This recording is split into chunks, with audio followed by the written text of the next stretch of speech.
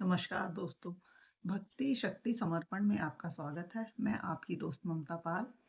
चलिए आज हम जानते हैं खर मास के बारे में। खर मास क्या है, कब शुरू हो रहा है, इसमें क्या करना चाहिए और क्या नहीं करना चाहिए, इन सब बातों के बारे में आज हम जानेंगे। और खर मास में और दूसरा कौन सा योग पड़ रहा है जो इसे और भी दुर्लभ या ये कह दें कि थोड़ा और बुरा बना रहा है, उन सब के बारे में आज हम जानेंगे। चलिए तो पहले खरमास का मीनिंग जान लेते हैं। खरमास मतलब खर से गधा और मास से महीना। तो खर मास मतलब कि खर मास में कहने का मतलब है गधे की तरह जुटे रहो लेकिन वो कार्य उतना सक्सेसफुल नहीं होता है, इसलिए इसे खर मास कहते हैं।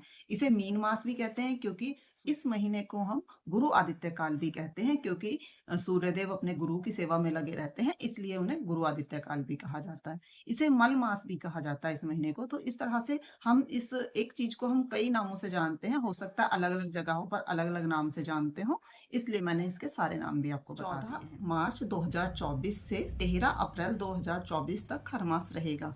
तो चलिए हम जानते हैं कि पहले खरमास कब लगता है और क्यों लगता है। जब सूर्यदेव भगवान गुरुदेव बृहस्पति की राशि में एंटर करते हैं तो हमारा खरमास शुरू होता है। इस टाइम पर भगवान सूर्यदेव देवगुरु बृहस्पति की मीन राशि में एंट्री कर रहे हैं, तो पूरे एक महीने के लिए हमारा खरमास शुरू हो रहा है। ये शुक्ल पक्ष की पंचमी तिथि से चैत्र माह के शुक्ल पक्ष की पंचमी तिथि तक खरमास रहेगा। इस समय में हमें कोई भी शुभ काम नहीं करना चाहिए, जैसे कि विवाह, शादी, मुंडन, गृह प्रवेश, लगन, सगाई, लड़का देखना या लड़की देखना, हमें ऐसे कोई भी शुभ कार्य नहीं करने चाहिए क्योंकि उनकी शुभता में कमी रहती है। तो हमें ये कोई भी शुभ कार्य नहीं करना चाहिए। जब सूर्य भगवान देवगुरु बृहस्पति की राशि में जाते हैं तो कहा जाता है कि वो एक माह के लिए, क्योंकि देवगुरु बृहस्पति वो सभी ही देवताओं के गुरु हैं, तो भगवान सूर्य के भी गुरु हैं, तो जब वो वहाँ उनकी राशि में एंट्री करते हैं तो कहा जाता है कि वो एक महीना उनकी सेवा करते हैं, तो वो दूसरे कामों पे उतना ध्यान नहीं दे पाते हैं। इसलिए कोई भी जो शुभ कार्य होते हैं वो बिना सूर्यदेव की कृपा के बिना नहीं हो पाते हैं, तो वो उधर ध्यान ना देने के कारण ये चीज़ें अशुभ हो जाती हैं। वो चीज़ें उतनी पावरफुल नहीं रह पाती है, शुभता उनमें उतनी नहीं बनी रहती है। इस वजह से हमें इस टाइम में कोई भी शुभ कार्य नहीं करना चाहिए।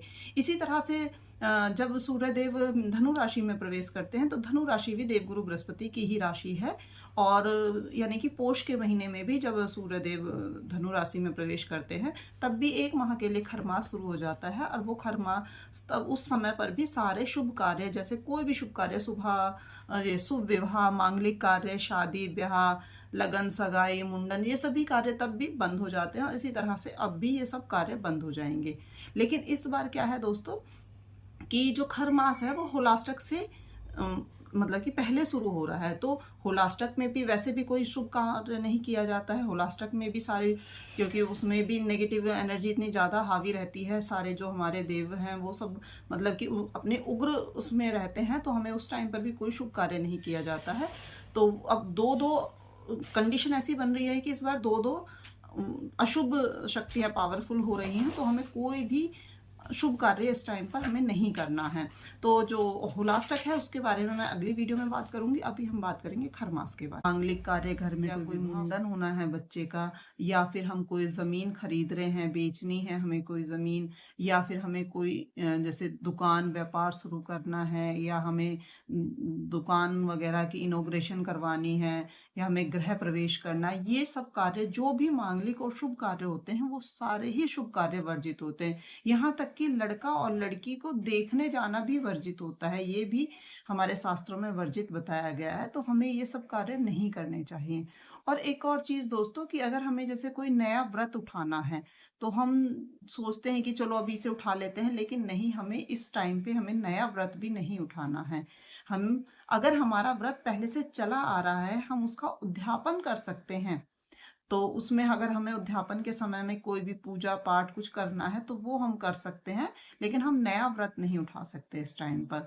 और दूसरी बात यह है कि अगर हम एक दो हफ्ते अगर टाल सकते हैं अपने उद्यापन को तो टाल दें, तो वो भी बहुत अच्छा रहेगा, लेकिन वैसे कोई प्रॉब्लम नहीं है उद्यापन करने में।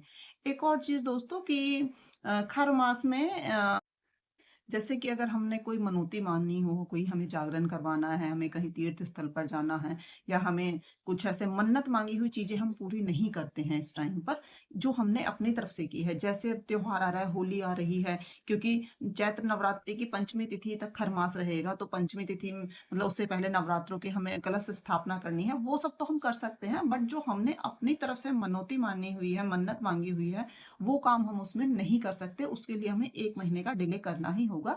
1 महीने बाद हम कोई भी शुभ कार्य अपना आरंभ कर सकते हैं। उससे पहले हम कोई भी शुभ कार्य नहीं कर सकते। तो उम्मीद करती हूँ दोस्तों, खरमास के बारे में आपको पूरी जानकारी मिल गई होगी, और अगर कुछ रह गया हो तो आप कमेंट करके मेरे से पूछ सकते हैं। मैं आपको सब कुछ बता दूँगी कि और क्या-क्या जो इस वीडियो में रह गया है, वो मैं आपको बता दूँगी।